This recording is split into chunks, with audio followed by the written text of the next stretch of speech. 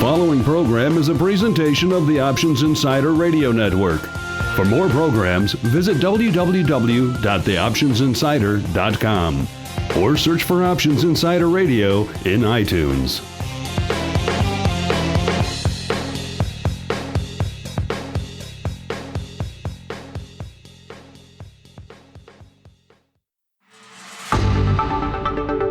It's time for Volatility Views, the premier radio program for volatility traders. Each week, we'll dive into the world of volatility, how to manage it, profitable strategies, and how to avoid the pitfalls of trading volatility. If it involves volatility, you'll find it on Volatility Views. And now, the Volatility Exchange is proud to present your hosts, Mark Longo and Don Schlesinger.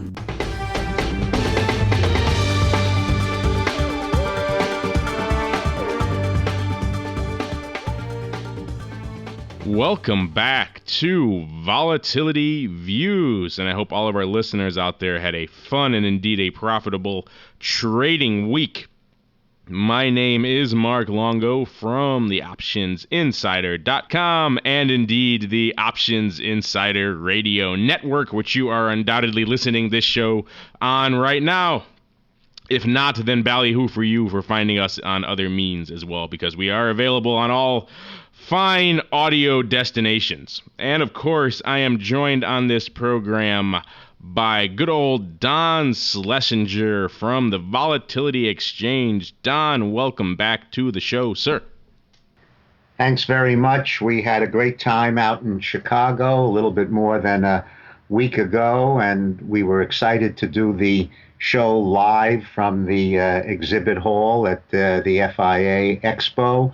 Met a lot of nice people that had some good things to say about the show and the Volex concept in general. So we were very happy to be out there.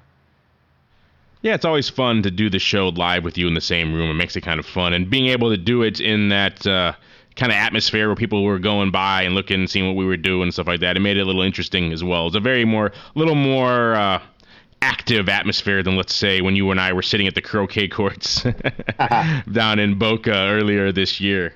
It seems like a lifetime ago, Don, that we were just ensconced next to those croquet courts recording one of our early episodes. That's right. We actually did one of the previews as we were just ramping up to start. I guess that was back in March. So we've been at this now for a good 7-8 months. The panel was great out there. We had Chris Strong, our guest from Liberty, and Mark Sebastian. And in your previous show, I met an old friend, Alex Jacobson, and it was always good to touch base with him. And so both of those shows are now on your network. I hope listeners have had a chance to listen to them.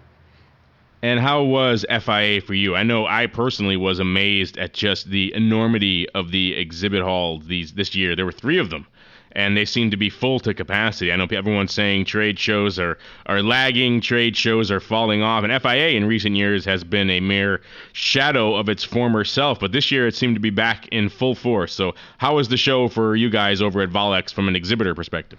Well, we, again, met a tremendous amount of people who stopped by, many learning about us for the first time and saying what is the product and what is the concept. So we're, of course, happy to explain it.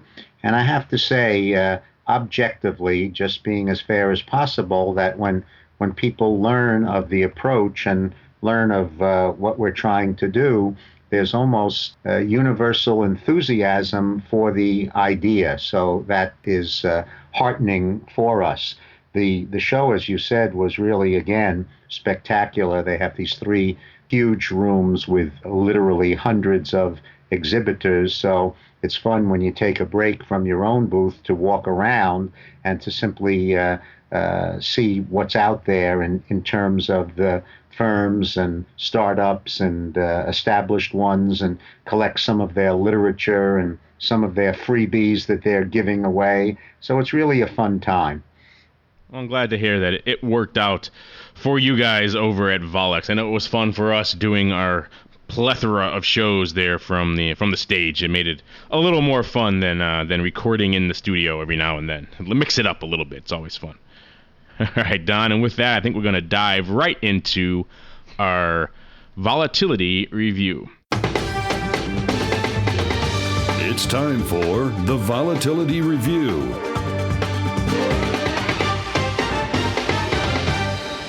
All right, and welcome to the Volatility Review. This is, of course, the portion of the show where we discuss what's been going on for the past week from a volatility perspective, and there's a lot of different perspectives to parse in the world of volatility these days. I know we usually kick things off with our broad volatility perspective, and people usually come to that looking at the VIX. And it has been an interesting week in terms of S&P 500 volatility. I know a lot of traders for months now have been positioning for VIX and the VIX cash to move to the downside and finally break through that 30 level. And we did dally down there for a little bit last week. I think we got down to, at least the VIX cash got down to around the 28 handle.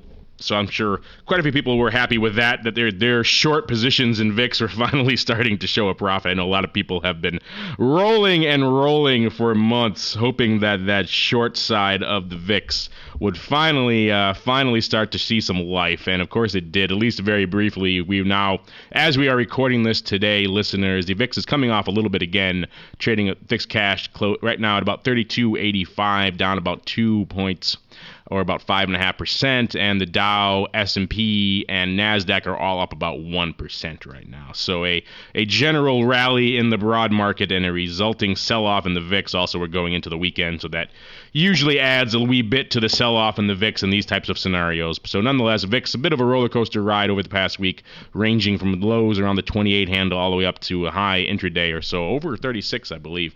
So a lot of action, almost 37 in the VIX cash there. So and you know what, Mark? The other Mark Sebastian, is going to join us a little bit later to do his segments, but I would bring something up in case he doesn't bring it up himself.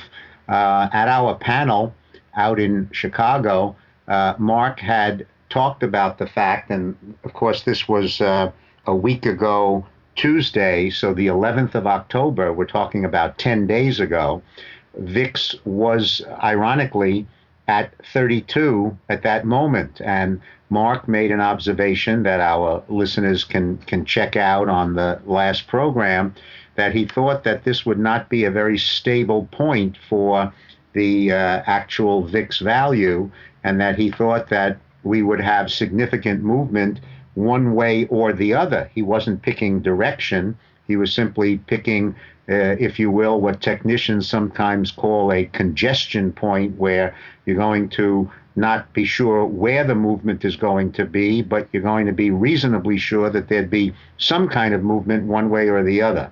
Well, ironically, we also spoke about how two people could be on opposite sides of a trade and yet still make money by trading the position differently. So Mark's suggestion was to buy the 32 value of VIX, or the surrogate with the futures, if you could do it, hoping for some sort of a move. And you've just described what happened over the last 10 days. You not only got a move down to the 28 level, so 4 points, but then all the way back up into the 36s and 37s.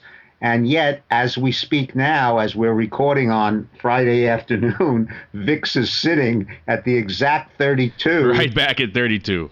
That Mark mentioned 10 days ago. So again, I made the point on the last show out in Chicago, how you could both be making money from opposite sides of the same position. Mark might have bought that 32 VIX straddle, the calls and the puts, and traded several times already, making money when we broke to 28, making even more when we went all the way up to 37, possibly then riding it out back down to 32. You've got an awful lot of movement there. If you go, let's just call it 32, 28, 37, and back to 32. So you got 4 points down, 9 points up, that's 13, 5 more down. You've got 18 points worth of movement to trade from the long point of the straddle.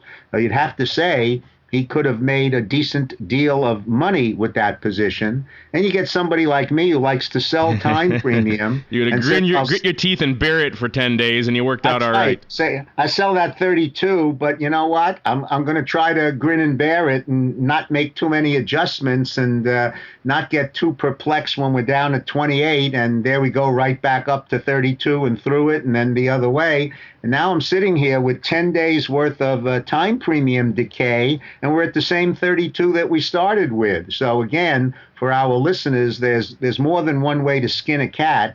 And it's interesting how two people could establish a position 10 days ago on a 32 VIX straddle, calls and puts. And as I've just described, both could be sitting here today very happy with what they did or didn't do.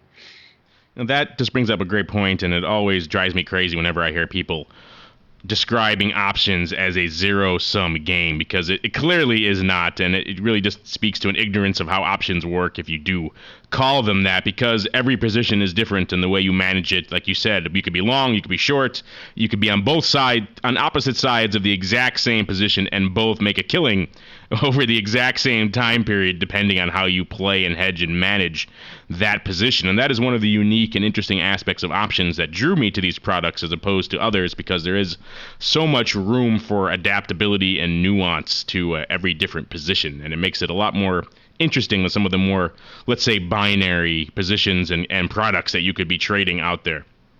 And of course, that's good. The point, Mark. You know, I mean, when the zero-sum game, of course, comes out in the wash when you would add up every single trade from everyone along the way who might have been involved, and when the person was doing the follow-ups in order to take profits from the movement from the long side, and I was sitting there doing nothing, well, obviously other people were drawn into it to take the other side of what might have been Mark's trade. So it kind of starts a whole kind of chain reaction, and I suppose if you include everybody who played along the way, eventually you get all the pluses and the minuses to add up to zero. I suppose if you extend the full options universe, then perhaps that's right. But it surely doesn't mean that the two of us sitting on other sides, you know, canceled each other out, because again, it just wasn't the case in something like this. It's a more cosmic view of the options world than perhaps I tend to take. Maybe more karmic, however you want to view it. But of course, speaking of Mark Sebastian, let's toss it over to our volatility pit reporter and let's see what he's looking at, or what he looked at over the past week in his volatility review. Well, it was a really unique week for volatility in a lot of respects. We saw a weird situation where, you know, one of the things we talk about is this SPX correlation with the VIX. And that correlation completely broke over the week, where we saw the SPX rally about 1%, and we saw the VIX itself rally over 10%, which is really unique and shows that the market is not buying into a lot of what is going on in SPX. As you know, VIX and SPX move opposite of each other about 80% of the time. In some of the other areas, we saw Apple show why you don't want to trade earnings. And we saw oil and gold volatility continue to kind of be in play. Looking at currencies, it was a busy week in currencies, as we see this European crisis really starting to build. And I think that's what everybody's trading for. Is there's a lot of hope that the Europeans are figuring this out. But, that said, Euro currency, the FXE, which is the currency trust, which is an interesting indicator. One indicator that, there's some real problems still ahead for the Euro currency is that FXE is really, really hard to borrow. So what does that mean? Well, that 1 month vol contract may continue to be kind of a fun little instrument to trade. So with that was your week in review. All right. Thanks for that, Mark. And Don, of course, we do discuss the broad array of volatility on this program, including the ever unfolding, ever crazy world of euro volatility. And I know we've had some interesting setups in the past and some interesting movements in those contracts in the past. So what did we see over the past week to 10 days in those euro vol contracts, Don? Well, what was interesting was, if listeners heard the previous show from Chicago, we had just begun the 1 month November contract. And in fact, Monday was the first day, the 10th of October, and then we recorded live on the 11th. And that 1 day of volatility opened up with a bang, and there was about a 2% move in the euro, which translates into an annualized value of about 32. So when we had only one single day's worth of return there we were sitting with what we call the partial volatility of 32. And of course, the contract wasn't trading there, but it happened to settle on that Monday at 1503.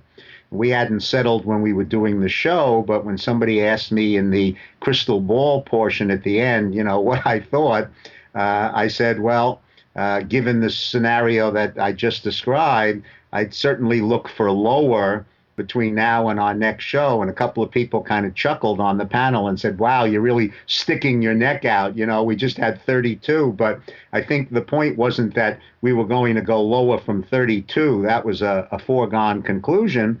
But that even where we were trading in the actual marketplace at slightly over 15, my feeling was that, in fact, we would be somewhat lower. So now 10 days have gone by, and we have last night's close, and the close was 13.80. So it's about $1.23 lower than when I suggested that we probably would be going lower. And I continue to use as an interesting source our data array on the volex.us website, where we're now almost halfway. When we close today, we'll be halfway through the November period. And the logged volatility that's already in the books is 1337, but the contract is trading somewhat above that at 1380, which would imply an even higher volatility in the low 14s for the remaining 10 days of the contract. So I always take a look at that if I were looking for a trade and compare that to the forecast volatility that Robert Engel provides for us at the Volatility Institute, and that's in the high 12s, about 1289. Now, if you take a look at the 1380 close, the 14.14 inferred volatility, and the Engel forecast of 1289, you might be tempted to say we're going to go even a little bit lower still. As I say that, I was looking at the euro today, and it was up almost a full penny to the high 138s, about 138.7. So this may turn out to be a rather high contribution to the equation. And so I better be careful about that going lower, because I know a little bit more than what's on my screen from last night right now. The euro is mocking you, sir. That's it lured right. you in, and then it gapped to the upside right as we were about to record. So. Absolutely true. Just to toy with you, sir. All right, thank you for that, Don, and I'm sure some of our listeners right now are looking at the markets there in the euro vol contracts to see what they can get off and put on to the downside there, and maybe pick up a few more islands in the Bahamas, as we have discussed on previous shows. And that's going to do it for our volatility review. And now we're going to roll right into our volatility viewpoint. Now it's time to discuss volatility and volatility trading strategies on Volatility Viewpoint.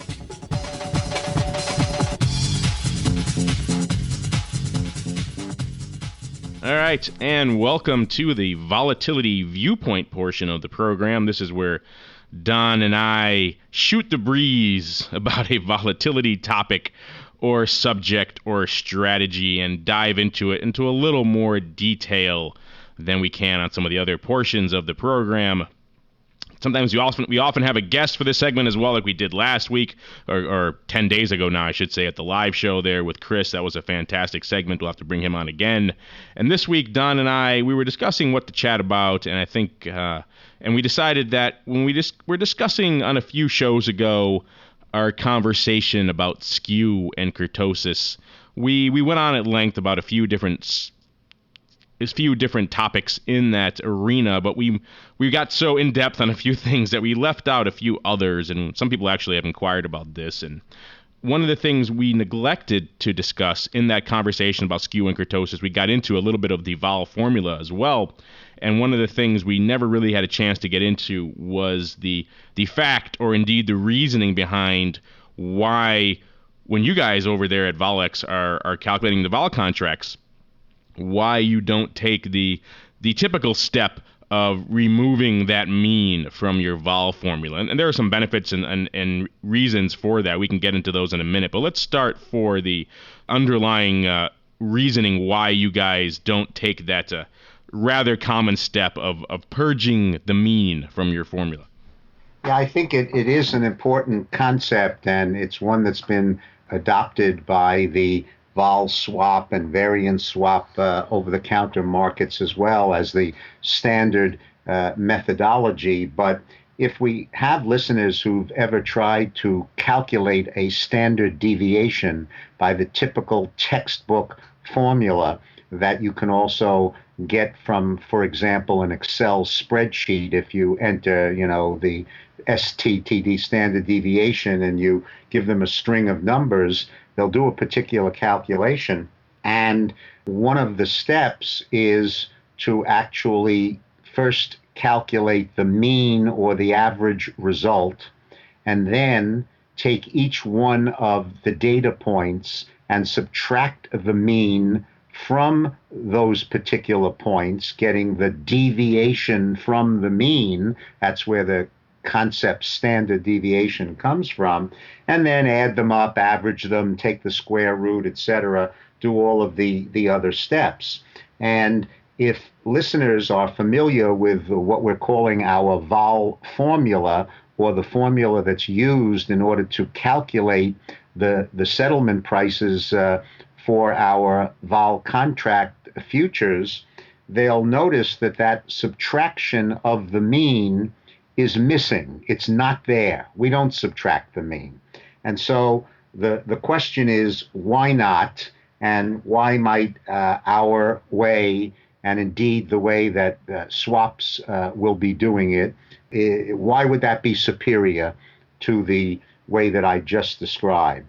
And the answer stems from the fact that when you do it with the mean and subtracting the mean, this is the time-honored approach for when you have a very large population, and when you are dropping in on just a sampling of the population in order to try to come up with some sort of statistic.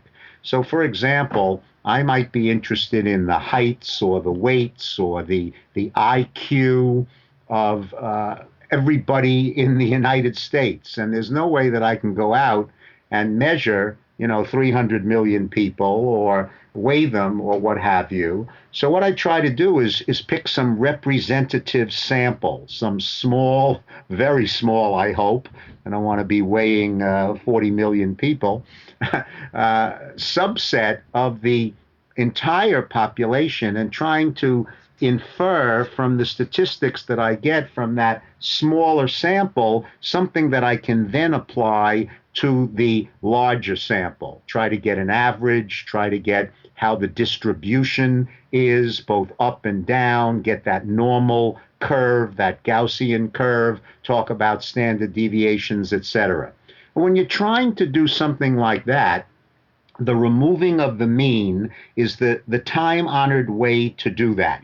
And we say that we have 1 degree of freedom, which actually refers to the fact that we're, doing this removing of the mean, where we're altering the data that we're getting by this one particular calculation that we're making.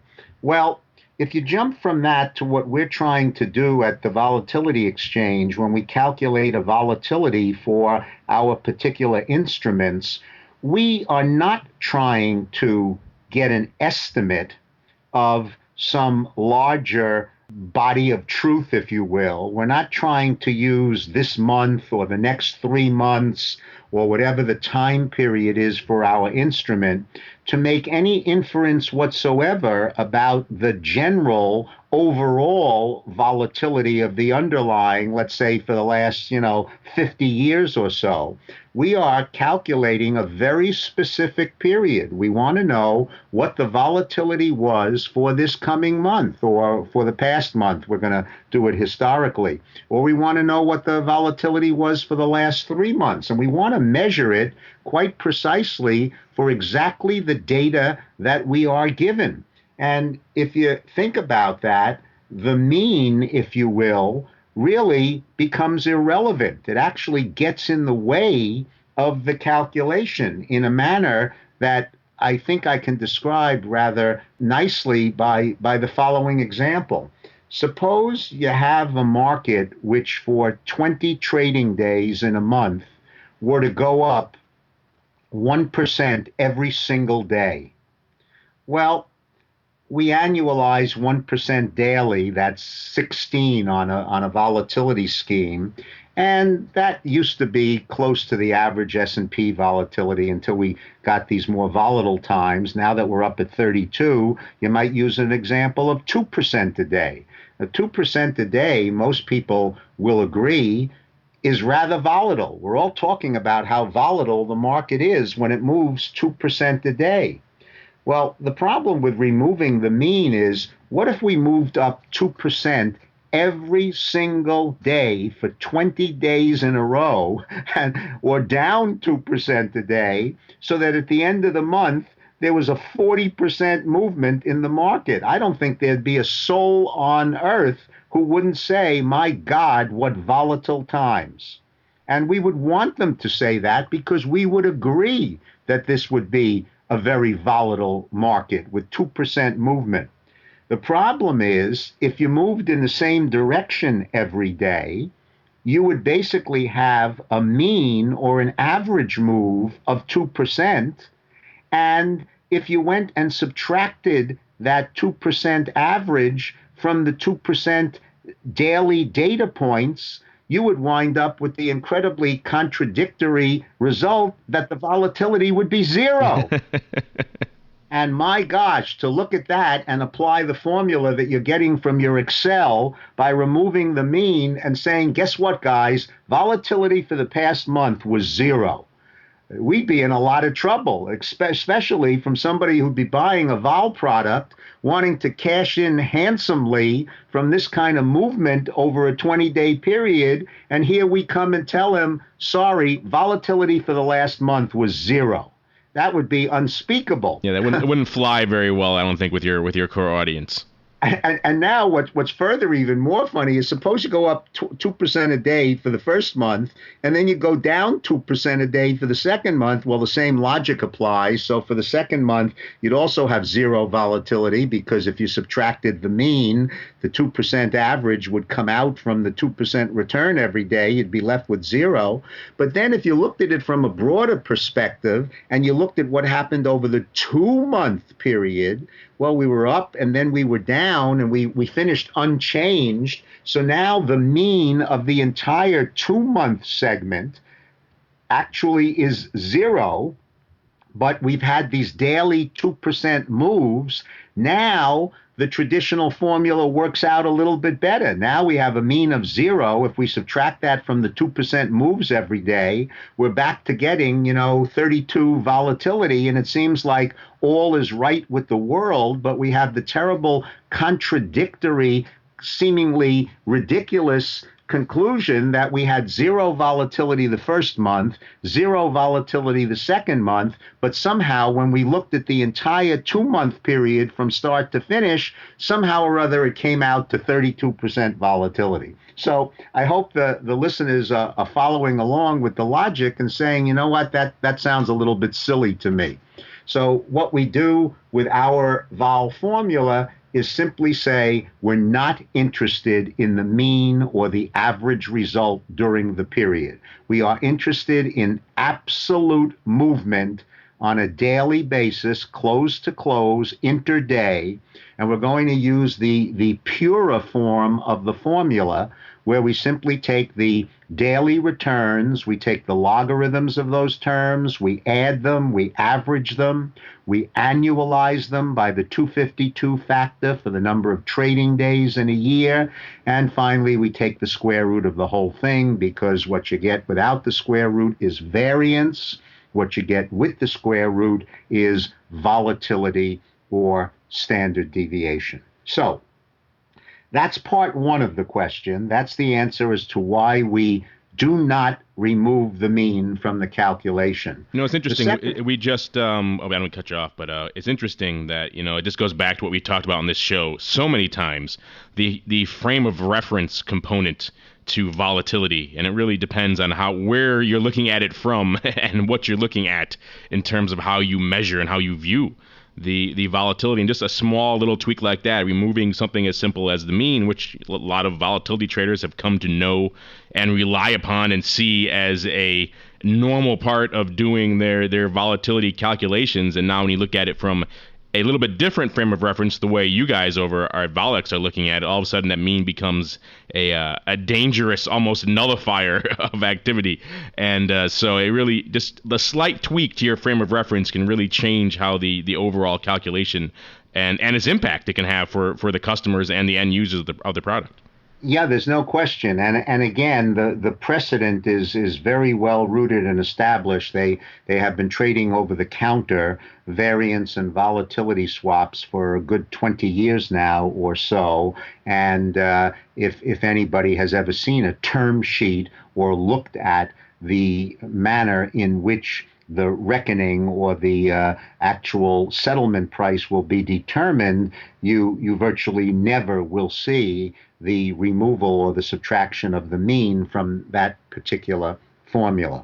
Again, there's now a practical justification for that as well, because removing the mean, if you're going to use a vol swap or a vol contract on a listed exchange as a hedge, for example, for an options position, maybe you're an options market maker, maybe you're an options trader trying to capture volatility through straddles or strangles or whatever your favorite method for trading will be.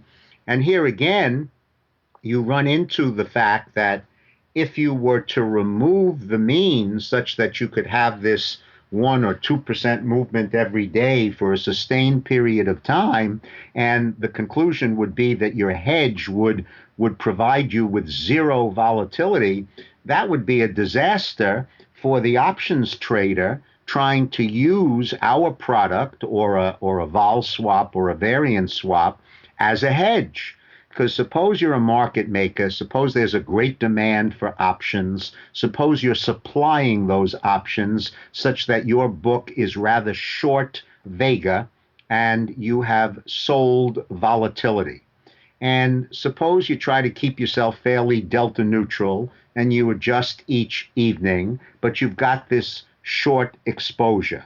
You have negative gamma, you have your Vega exposure as well that's negative, and you're obviously concerned not only about volatility movement, but you're concerned about directional movement as well, if there were to be a gap move or if there would be a sustained move in one direction for many days in a row. So when you're doing volatility trading, we also discussed this when we were out in Chicago, you're not only concerned with implied volatility, you're not only concerned whether the actual pricing mechanism for the options goes up or down a couple of implied volatility points, you're very concerned when you're trading delta neutral straddles about directional movement as well. You're trading the gamma as well as the Vega. We just talked about Mark Sebastian's 32 straddle and how it went to 28 and 37 and back down to 32. Well, that directional movement impacts the profit and loss of the position.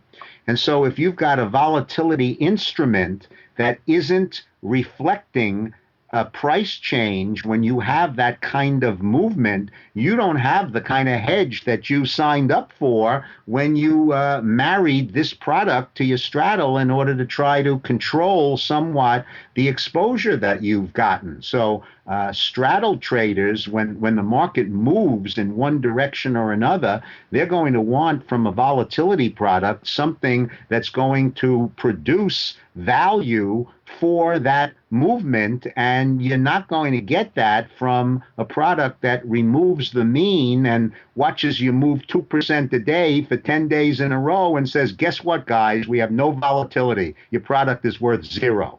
So we obviously think that from the point of view as providing a better hedge for market makers or position traders, that this is certainly justifiable and the way to go. All right, Don, and thank you for that synopsis of why you guys cut the mean out of your equation. I know a few people had inquired about that and wanted to know more about why you guys took that seemingly radical, crazy, revolutionary step in taking that stalwart of the volatility world out of your equation. And I think a lot of our listeners will sleep easier at night now, Don, knowing the true reason why. Yep, trust us, it's the better thing to do. All right. And with that, I think we'll close out this discussion of volatility and removing the mean and the general frame of reference of volatility yet again, and dive right into our mailbag segment. Listener mail. Listener mail. Listeners write in. Mail's in. And welcome to the mailbag portion of the show. As the name implies, this is where we reach into the dusty, or not so dusty lately. We've been getting a lot of interesting feedback, so perhaps less than dusty mailbag. And actually, today is more of a social media mailbag day, since both of our questions came via various social media outlets. And we'll kick things off with a Facebook question we received from Dabney up in Ontario, Canada. And I'm assuming... Boy, we're far-reaching. Yeah, we're huge. We're all over the place. Australia, Canada. It goes far and wide. International. Far and wide, sir. And I'm assuming Dabney is a man. You never know with these names, but I'll take it as a he. And he writes, his question is regarding vol trading for retail. And he writes, "Hi guys, I imagine I am one of the many retail options traders who regularly tune into your program, even though much of it is way over my head. I've heard you guys discuss delta neutral trading in the past. In fact, we were just discussing it about 2 minutes ago. My question is whether you think this is an appropriate strategy for retail options traders to adopt. Is it even viable to trade delta neutral with a regular online brokerage account these days? Also, I know Mark Longo has said on previous programs that retail tend to be more directionally oriented and professionals tend to trade vol. I'm sure that's the case for a reason. Why do you think so many retail fall into the directional versus vol camp?" And Don, I guess I'll start with this, and I'll get the ball rolling with this one. And first off, it's interesting. I guess I'll do the second part first. Why do so many retail fall into the directional versus vol camp? And I think it really comes down to a couple different things. Primarily, it's the level of sophistication in the options space. Most professionals are trained from the beginning to trade in a delta neutral / quote unquote pure volatility capacity. I know that's the way I was. That's the way a lot of pretty much all professional market makers are trained to take that viewpoint where you're really concerned about volatility far more than direction. You focus, of the Greeks, your primary concern will be Vega, and then time decay comes in there a close number 2, and then delta falls somewhere down the list next to gamma. So you really don't focus that much on delta, aside from keeping it neutral, and that involves, of course, scalping your gamma on a regular basis, is what Don alluded to earlier in the show with that hypothetical 32 straddle in the VIX. If you scalped your gamma down at the top and again at the bottom, you actually fared pretty well in that straddle, regardless of the fact that you suffered time decay over that same period. So a lot of retail traders just don't have that same level of sophistication when it comes to options, and they haven't been trained from that perspective to look at it. A lot of retail traders come to it from various education outlets, and usually they're coming to it from the stock world. That's usually their point of entrance into the options realm. And so when they're looking at stocks, they tend to take a binary up or down type of viewpoint, and they tend to bring that viewpoint into the options realm. So when they start trading options, they'll start with covered calls and protective puts and other strategies that focus on a more directional nature in tune with the underlying. Maybe they'll advance then to verticals or time spreads or other perhaps less directionally sensitive trades, but that essentially is usually their viewpoint. They usually focus more on delta, I tend to say, than vega.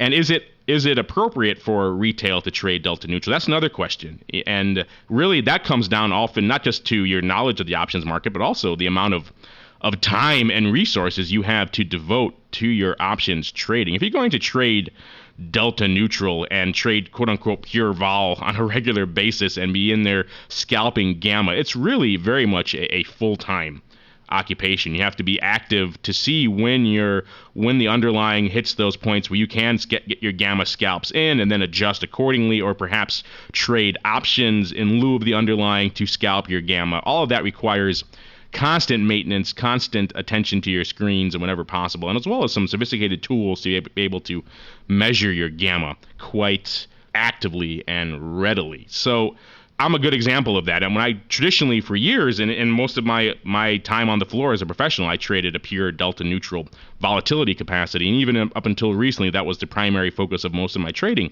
In recent years, as our business has expanded, as I'm doing things like this, or I'm on the mic with Don and a bunch of other people throughout the week for many hours at a time, and other things that are going on that pull me farther and farther away from my trading screens, I'm finding myself even falling into more of what I would call a quote-unquote retail type trading mentality, where I tend to start focusing on some more limited risk directional trades that I can easily manage from a distance, as opposed to being able to get in there and scalping my gamma accordingly. I'm sure if Mark Sebastian was on right now, he'd have a very different perspective, because he's in there scalping gamma all day on a regular basis. That's his business. So it depends also on the amount of time and resources you have to devote to it. So can you do it with an online brokerage account? Yes, you can.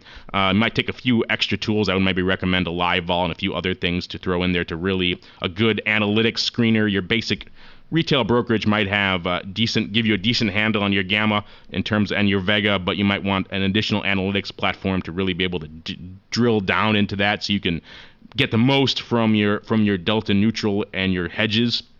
But you can do it. It really also is a question not just of the resources, but the amount of time you're willing to commit to your options trading. If you can devote that time to scalping your gamma in and out throughout the day, then by all means, that is a great way to go. And regardless of what you're trading on the direction or the type of trading, directional versus volatility, you still need to be cognizant of the volatility levels at which you're trading. If you're selling a ridiculously low vol level going into an earnings event, I don't care how you're hedging it or how you're trading it or what your viewpoint or outlook is, you're not getting the maximum bang for your buck. You're not being compensated the maximum or a sufficient amount for the risk you are undertaking. So regardless of the way you trade, you still need to be cognizant of the volatility levels that you're trading and knowing when and where a good entry and exit point is in terms of volatility, even if it's not your primary focus to capture a pure volatility level.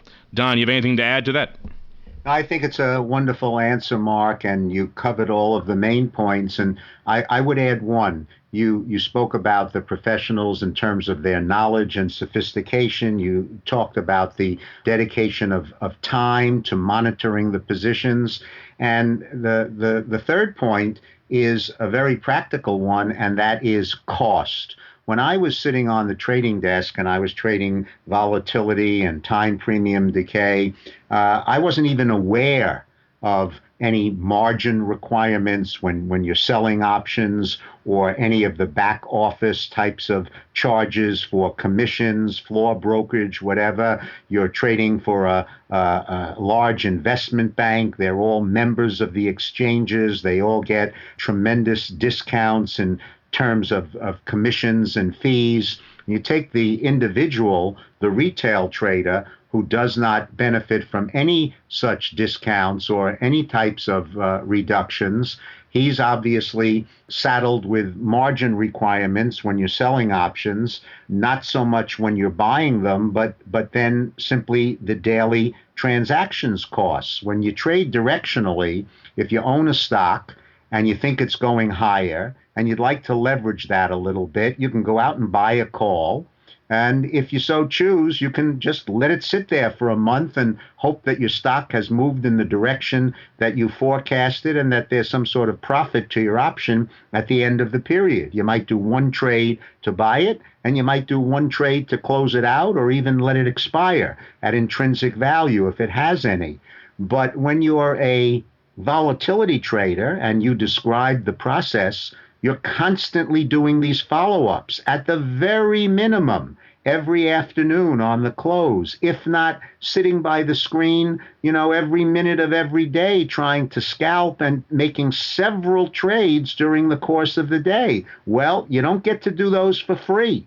And so every time you trade one way or another, somebody is ringing the cash register and charging you some sort of commission so that by the end of the month, instead of the one or two trades that you might have done from your directional position, you might have done 40 or 50 trades trying to capture volatility. So there's a price that you have to pay there. And when you're the retail trader, that price is considerably higher than what the professionals trade on a desk from a large firm that's a member of the exchanges and benefits from all sorts of reductions of these fees. That's true. That's something you tend not to think about when you're on the trading desk or you're on the trading floor. You have almost unlimited access to capital. You're getting all sorts of sweetheart rates on your hedges and on your commissions. And then if I were to trade something similar to the many hundreds of thousands of shares I used to scalp on a regular basis, and let's say Intel right now in a retail-oriented account, I could imagine the amazingly enormously or the terrifying commission bills I would be receiving as opposed to what I used to pay as a market maker. So that's definitely another component to take into consideration as a retail trader if you are going to be taking this more active type approach to your trading. And we definitely encourage it if you have the facilities and the ability to do so, but also keep in mind that it is a more costly endeavor. And take those commissions into account when you're doing, like, for example, in that hypothetical 32 VIX straddle again, if you did 27 trades to generate all of that gamma scalping and that delta neutral hedging, you might have looked all right from a gamma perspective, but your commissions certainly ate into a significant amount of that return. So definitely bear that in mind. That is the big problem, because you could be absolutely right in your forecast, and even as a retail trader trying to joust with the professionals, you still could, be correct and do well.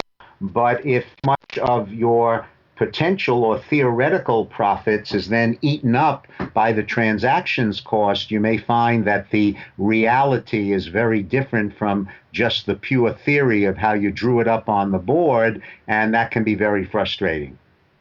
Reality has that nasty habit of coming in and shattering dreams and hopes, Don, and suddenly at the end of the day you're left with just nothing but a bunch of commission bills and broken dreams. All right, our next question comes in via Twitter, and this is from someone who goes by the handle Ocio, I suppose you pronounce that. And this one's for you, Don, and actually it's pretty timely since we were just discussing the tweaks to your formula in the last segment. Someone writes, Ocio writes in with a question about those tweaks, and he writes, Don's hinted at new vol contracts coming soon on equity indices. Will these utilize the same formula as the Euro vol contracts, or will there be slight tweaks for the different underlying? So, Don, I think we know the answer to that question, but let's just confirm it for our listeners here, shall we? We know the answer, and we're going to continue to try to give that answer just as long as it remains practical. That is, yes, we're going to use exactly the same formula, and we've really going to strive going forward to standardize not only the contracts, but the manner in which they are settled and the manner in which the calculation is done. So failing or barring some unforeseen twist or turn with the way some underlying behaves, and the only one that I could throw out there very quickly, cross that bridge when we come to it, might be something like interest rates, where you go to calculate a return and where an interest rate actually becomes zero, for example. You have a zero interest rate and you're forming a quotient with the change on top and the last price on the bottom. You can't have the bottom to be zero because we're not allowed to divide by zero. So, of course, there are ways around that, but we might have to make a tweak to a formula for something like that. But barring something rather unusual, as I've just described, the plan is to make that formula standardized and somewhat universal across all of our products. All right, thanks for that, Don. And now we're going to close out the mailbag for this week and roll right into our crystal ball portion of the show. And now we take a look at the crystal ball.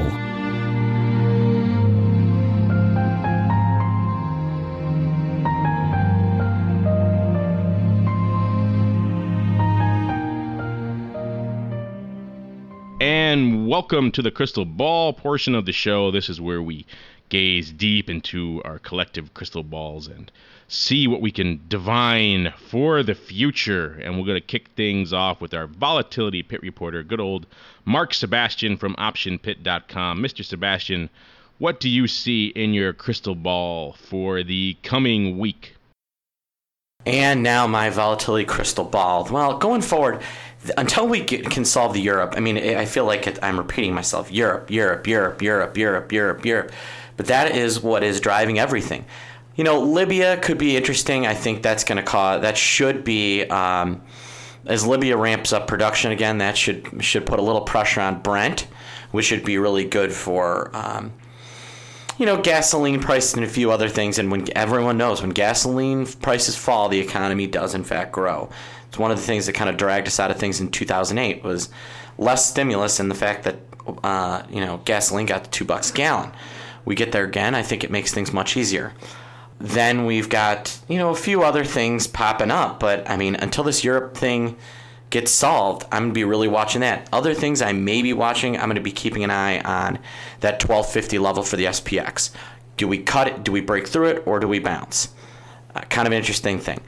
What is going to happen with the euro currency? Will this SPX VIX correlation hold up? My guess is no, but it could. And then after that, we're already only a week away from, a little over 2 weeks away from non-farms. And that doesn't include the fact that we've got earnings coming up this week. So there's just a whole host of things that could make things more volatile. But my guess is that we are going to be below Friday the 14th's low in VIX by the end of the week, if I had to put my thoughts out there. All right, thank you for that, sir. And of course, we dive into all of the various aspects of volatility here on the Volatility Views program, including the realm of the Euro vol contracts. And Don, we touched on it a little bit in the intro. We were thinking things are going to trend lower. Of course, today's Euro action may be stymieing you a little bit on that front, but you were caring to put your money where your mouth is and perhaps line up some trades for our listeners so they can profit from all of the action going on in the Euro vol right now. Yeah, it's going to be a tough one. I may have to waffle a little bit. We've got the ongoing European situation. It's directly impacting the Euro. We've got the Greek situation continuing.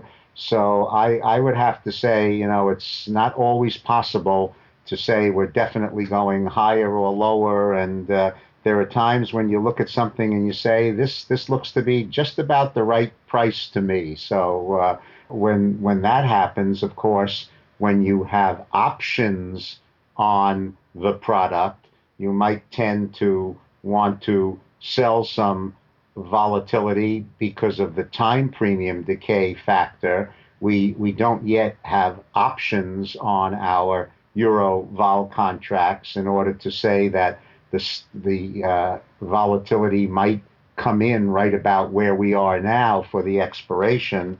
So if we had to make a directional play, I'm going to waffle a little bit here and say it looks pretty close to where it ought to be. It must be hard for you, Don, as a hardcore old school option seller to not have that ability for your customers to sell premium in the vol contracts. It must just be eating at your very core, sir. Well, they used to kid me. I had a motto. There's only really two good things you ought to do with an option. Either sell it or don't sell it.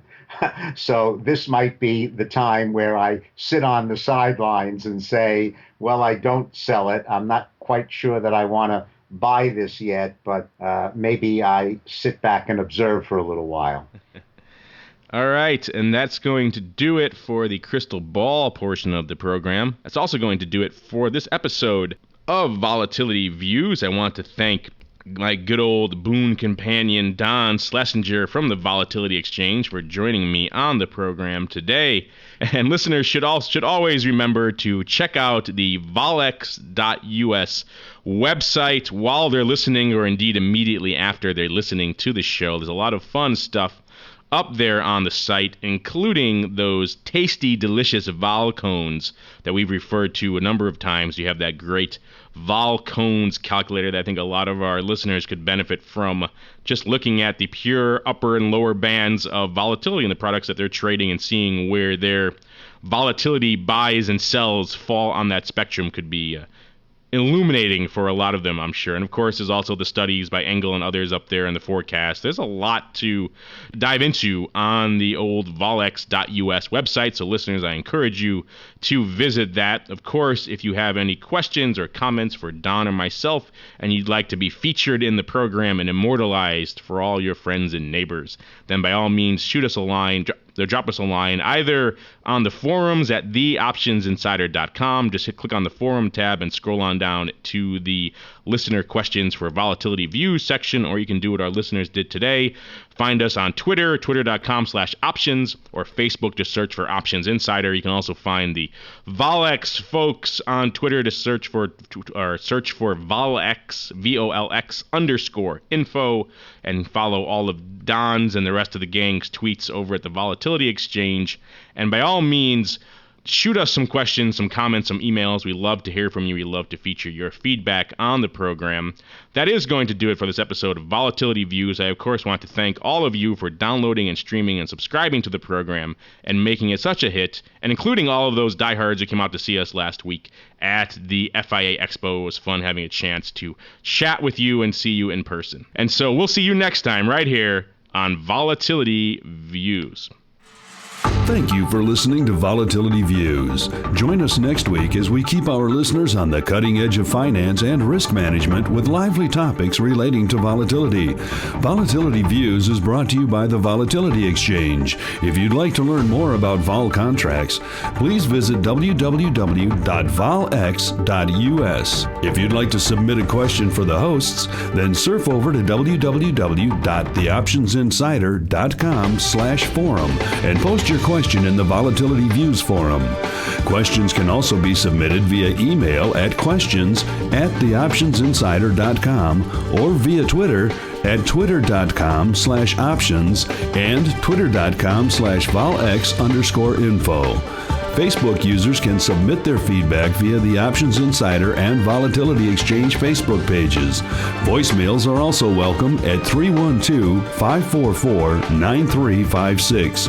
Thanks again for listening, and we'll see you next time on Volatility Views. The views expressed on this program are not intended as investment advice and do not constitute an offer to sell or a solicitation of an offer to buy any securities or other financial instruments, and may not be relied upon in connection with the purchase or sale of any security or other financial instrument. The opinions presented on this program represent those of the speakers and do not reflect the views of either the Options Insider Incorporated or the Volex Group Corporation. The preceding program was a presentation of the Options Insider Radio Network. For more programs, visit www.theoptionsinsider.com/radio or search for Options Insider Radio in iTunes.